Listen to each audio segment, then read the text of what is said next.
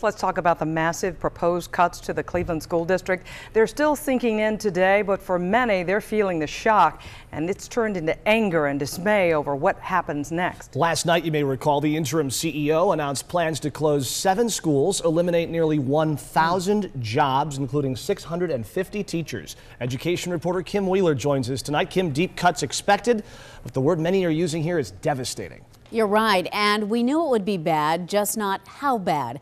People will debate over what cuts should be made, but there is little question that this is a huge setback for a school district and a city struggling to survive. It is not a pretty picture, but it is reality in so many Cleveland neighborhoods. Run down and boarded up houses tell the story of a city that has lost so much and so many residents. And right across the street is one of 7 schools that could also be boarded up. The Early Childhood Center at Charles Orr opened under former CEO Barbara Byrd Bennett back in 2003. It's home to about 180 students in pre-K to 3rd grade. We unfortunately broke the news to many Charles Orr parents. It's not like preschool. It's like preparing you for kindergarten, and there's not many schools like this that has preschool. She loves it. She loves it. It is also the only school on the closure list with a continuous improvement rating. I'm so shocked. This is a great, excellent school. On the west side of Cleveland is Valley View Boys Leadership Academy. It is one of the stars of the district.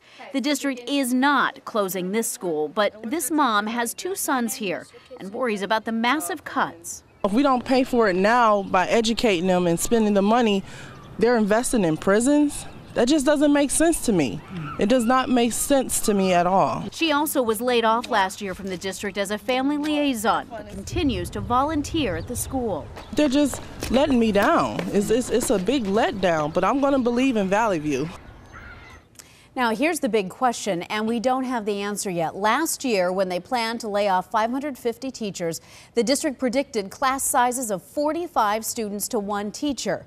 Now, we are talking about at least 650 teachers, not including those who may retire. So, class sizes would likely be larger than 45 to 1. That's unbelievable. One more big question for you, Kim. What's next? What happens next here?